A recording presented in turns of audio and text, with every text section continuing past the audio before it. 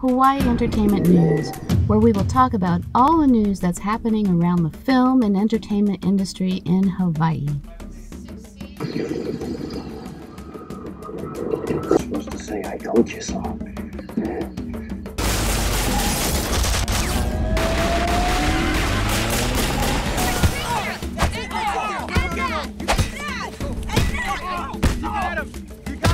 Enough. Are you okay?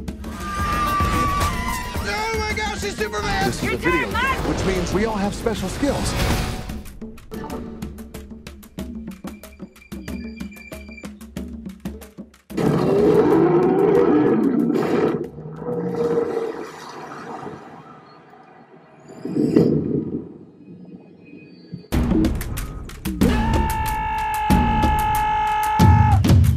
Is that it? I think so.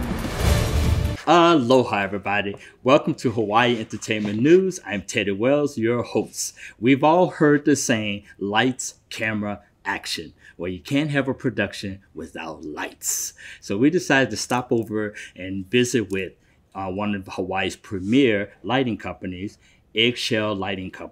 And as you can see behind me, their huge warehouse. So we were able to sit down and talk with Bob and Joe. Aloha, guys. How y'all doing? Aloha. Thank you so much for taking the time and sitting and talk with us and sharing your workspace with us and teaching us all about some of the cool light shows that y'all done around Hawaii. It's been overwhelming. Thank you. How many shows have you done around Hawaii? I think I lost track about 13 years ago. I've done over 4,000 at that time. 4,000. Wow. So okay, it's probably hard to have a favorite with 4,000 shows. Do you have a favorite? There'd be a few, but Tina Turner with Bryan Adams was a pretty amazing show. What made it amazing? It was a New Year's Eve, and the two of them played together, and the audience just went absolutely wild. Bryan Adams was in his youth, and I don't know. Tina Turner, it seemed like there was like 30 or 40 years. She just didn't age. Wow. She's such a spirit. It's amazing. When people come to Hawaii and they do these shows and everything or whatever, your position is like one of the most intricate parts of their whole celebration or their whole event. What are some of the things that y'all do going into the job? What are some of the things that you think about? That y'all think about when going Usually into a job? it's going to be a collaboration. In the early days, it was just to illuminate the stage. The perspective of the stage changed. It's interesting to take what they do, day to day on the road. It's usually we're a one-off. We're at the beginning of a tour. We're the end of the tour, headed, or maybe it's heading to Asia. And we'll take what we have and interpret that, and we'll run that by them and see what they think. And most of the time, we're close. Sometimes they've got a better idea, and there's nothing wrong with that. We have over 500 moving lights here, and we can certainly we've handled the largest shows there are. So we're really, really pleased with where we are at. Right. Now, there's one thing about lights, and you said it earlier. It's more of a show. Right? Correct. It's more of a light show. So do y'all treat it like a script, like going by a script, like you're actually sitting down and writing a script or whatever? Is that well, that would be true, particularly if you're the lighting director on a show. A larger mainland act might bring the lighting director in. Okay. I would say probably more than 50% of the time that would be the case. Okay. But that said, we're also known for we're like the king of the one-offs here. We do a lot of individual shows. But because we use the equipment, it also works the other way too. So that if we have an idea or an interpretation as to what light's going to replace what you're used to, you trust that I know what I'm talking about. I'm not selling it to you. Hey, I've done this, and sometimes that'll turn a light on. I've had people try things here that end up on the show. Right. Because, they just, we didn't use that before, but boy, that was different. That's in the writer now. Honestly, it's how are you going to build it? How are you going to present it? Because even as you do a postage stamp, you can make that postage stamp with depth of field, a new reveal, see something different. You don't play everything that you've got during the first song. Right. And I'd say that's an interesting thing too, because when somebody starts out, they want to make everything perfect. And I've seen people lay out the first song really, really good, and they'll spend an inordinate amount of time on that first one, and then they get into the second. Before they know it, they're out of time, and then they get lost toward the end. It is better to build a framework all the way through, and once it gets simple, then you can start adding in complications, and then that's where you start to shine, because you have a comfort level in knowing that the next scene you go to isn't going to embarrass you. It's going to be at least on the money. You can punt this. Right.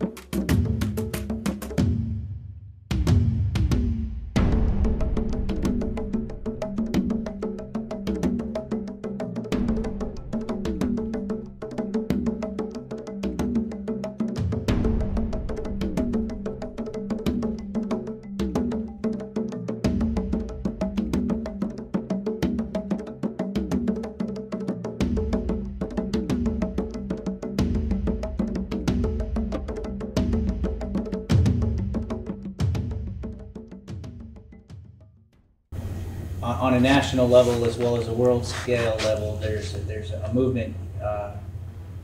We do live events, and that is going to encompass the whole fact that since COVID's happened, it's shut down all of live events. So when you guys are asking if we have any shows coming up, tentatively we have some things that we hope come through, but at the moment we don't really have anything in concrete because of the world situation as it stands. And the movement is to try and keep awareness and raise awareness and bring it to Congress so that hopefully those of us in our industries can get assistance to get us through. Otherwise, there's going to be a lot of small companies as well as possibly large companies within our industry that are going to be forced to shut down. Then we're going to light up as many buildings across the United States as possible. I believe the goal is 1,500 buildings lit up in red all across the entire country. And we've been asked as a company, and Bob Harmon specifically has been asked to be the voice for the movement here in Hawaii on a national level. So we're going to take some pretty high-end powered moving lights and put them on a scissor lift. And we're actually planning on illuminating and making the entire dome of the Blaisdell Arena glow red. My goal personally is I'm hoping there's some satellite photos that come out of it, and like, what the heck is that on Hawaii? It looks like one big red zit or something, you know. Drone? No, I'm hoping you see it from space, but okay, that might be a little lofty, but it's really not, considering the lights we're using. With one beam of them, they're at 9,000 lumens, or 90,000. I don't remember exactly, but they're super bright lights, and but we're planning on illuminating the entire building. The entire building will basically pop to life because all of a sudden it's just going to be glowing with light, and I hope it sends a good message, as well as there's many other great iconic venues and stuff that's going to saying that, hey, we're an industry, we're here, we're not necessarily going anywhere, but you know, we are part of this integral community, and if you're going to lose it if we don't figure out a way to help save us all. So Hawaii Entertainment News, where we will talk about all the news that's happening around the film and entertainment industry in Hawaii.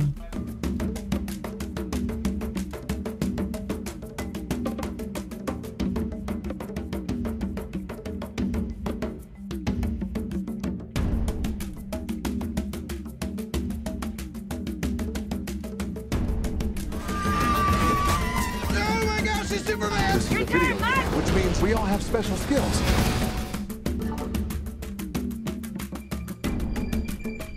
They came to kick my ass, and I'm like, yeah, that's not my fault. I'm doing what I'm told. Because you know what? I know. He gets it. But you kind of need a little bit of room to work a whip, and a cabin of the plane is not exactly. Our actors will actually keep a tally. Could I get someone to walk out of the show? And you know, it always ends in world peace. Yes.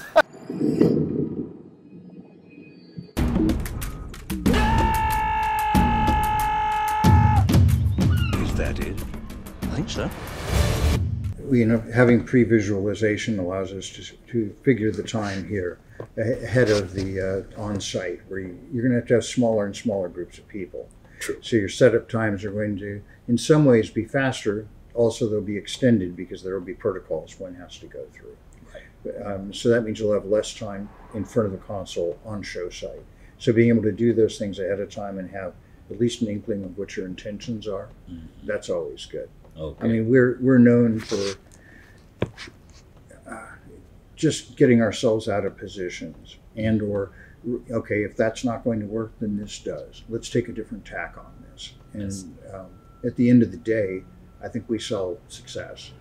And that's really, you know, overriding. It's not how much gear you have, because sometimes if something goes awry, or you end up, because of budget, you got a different amount of gear than you'd like to have, then all right, that's the toolbox you have to play today. Right. How are you going to stand proud for it? How are you going to do it? I agree. And Zoom, I wish I'd seen it earlier and invested in Zoom a little more. But I mean, the reality is that's going to exist a lot more. It's kind of like when I first bought trusses and bought more gear, people would say, well, you're taking jobs away from us. Mm-hmm. You know, you're cutting into the money that would be our labor money because it takes longer to set things up. And it turned out it was actually the opposite, because what we were doing was we were enabling people to do things closer to their vision every time. So if we go from the other side of, okay, so now you have to learn that cameras are going to be everywhere now. And I would not be surprised that, you know, as much as there's a great cameraman and there's a brilliant person behind the switcher, that eventually that is going to be available to the viewer. You're crossing the gaming world. You're crossing a point where people at home are going to start selecting the cameras to see. They're still going to watch the finished product, but if I'm into the guitar player, I want to focus in on his life. And if you can imagine a world where people make money on YouTube because of the number of hits they get, which is true now, right? You can imagine that a portion of money is going to go to that guitar player because he allows himself to be on camera that much more. It's a whole other way that things are going to occur. So this is going to happen. There's also going to be a certain amount of people, particularly if we socially distance in venues for numbers of years. If that was to occur, then there's going to be people at home. You know, I know that Billy Joel's going to play that number. You know, he's in town. Right. You know, maybe he'll play with Elton tonight, and everyone, my buddies are going to see that. That person's going to pay $25, and he's going to watch it on the local TV so that he can be part of that experience. I imagine this stuff will be closed per city. And I imagine a scenario by which 2,500 people are sitting at home watching that same show. So the numbers may go down in the arena, but that means you're going to be playing to the camera all the time. It's part of the reason we built Light Lab. Light Lab is an idea of becoming experimental, shifting cameras around, things that we didn't pay as much attention to. We're just a lighting guy. Now we have to go, what's the interest in the back of the camera? We've created what we call the Light Lab, and ultimately it's it's a live feed studio that could be used for commercials. It could be used for making music videos. It could be used for doing interviews, podcasts, video casts. So it's set up to be a virtual reality set of sorts. We have the ability to implement our visualization tools into the video as well, so we're able to create a different form of a context of show as well. So there's so many different ideas that can be used for it, but then in today's day and age, with everything that's going on and having to keep things separated, we built this so it can be separated, so we can still have something happen with a decent amount of people, as well as the technology is keeping up with pace. Downstairs we have a visualization room, which Bob was hinting on about visualization earlier, and what he's talking about is we're able to completely build the concept of the show in a 3D visualizer and have our positions and points and get the basic gist and lighting all set up and programmed. We can actually make a whole video of it so that we know what we're looking at before we even build the actual physical context. So we can actually go ahead and plan. So if somebody wanted to come to Hawaii and they want to build a show, we can actually previs a whole show and even implement time coding as well as other aspects of it, all intertwined in right with it. And then it also helps that we built our light lab with a similar lighting grid, so it's able to mimic it as we're playing along with it, so it actually still looks genuine and real, even though we're using some virtual 3D on top of actual live video. I use the whiteboard so that when we're doing some previews and the like, if we see something during a run through, we just something's fluttering over there, or I see light coming through over here, we can just, or if that light is an issue, you can just pick up a pen and circle it and come back, and because the screens are still there. Right. It's just an auxiliary tool, and so we're able to make a note and fix things and be able to do things kind of on the fly. We don't have just lighting. That's an important thing, actually, for people to know. We started going into projection. I went into projection for a couple of different reasons. I have a number of friends who have video walls, and they certainly have their place. But a video wall behind a stage is like walking into a movie theater. You know it's going to happen. Mm-hmm. Now, with the onset of DLP projectors, which have a really dead black, okay, there isn't like the float of gray on the screen, the rectangle, when there's nothing else there. It's just dead. Dead, okay. So things can appear out of nowhere. And in the case of the show at the Waikiki Shell, we were able to model the effect so that it was cut off to the ceiling. And a friend of mine who's a photographer, and a really brilliant photographer, I told him that for the sake of his shot of plumerias, that I wanted to cartoon them. And I wanted, he was a little taken aback. Why would you do that to my pictures? And I said, because this can't be your travel log. This is a background I'm using for the group Noleo. And I want people to imagine a place where they see this. And so by adding cartooning to it, taking it out of realism, it took it to a place. It became a visual set piece. Okay. And we've done this in a number of different places. With the projectors we have we can light buildings. We can do it, Adding to the technology and the challenges, we've started doing more video mapping and specifically shaping the video around things. So we actually did some giant masks for the New Year's at Sheraton Waikiki last year, and did some pretty custom, cool video mapping, and that kind of stuff challenges and makes it sets things apart. It brings things to a different level. The way I like to look at it is you go to a show to listen to the music, but when you're at the show and you get the lights and you get the sound, but then you also get the same feeling and the vibrance, you're using all your senses to enjoy and encompass the show. If the lighting is bad and it's just lighting, then people just kind of sit there. But if the lighting is right, it kind of helps set that mood. I think it helps enhance the other senses.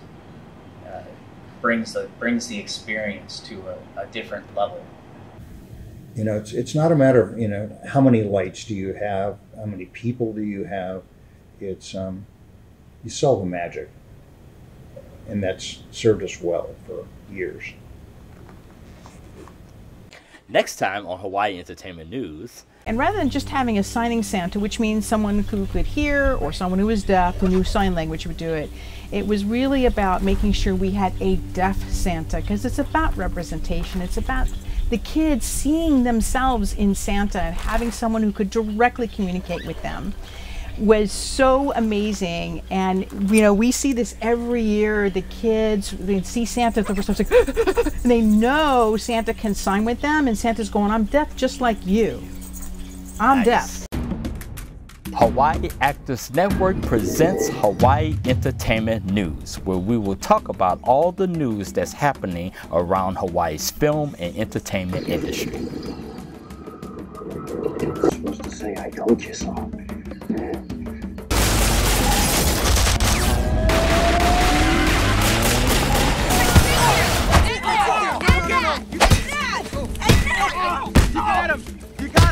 Enough! Are you okay? Oh my gosh, he's Superman! This is You're a video, which means we all have special skills.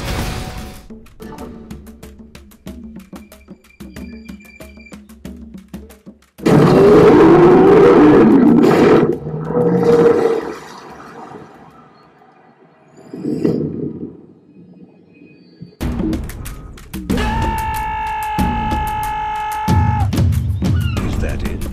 I think so.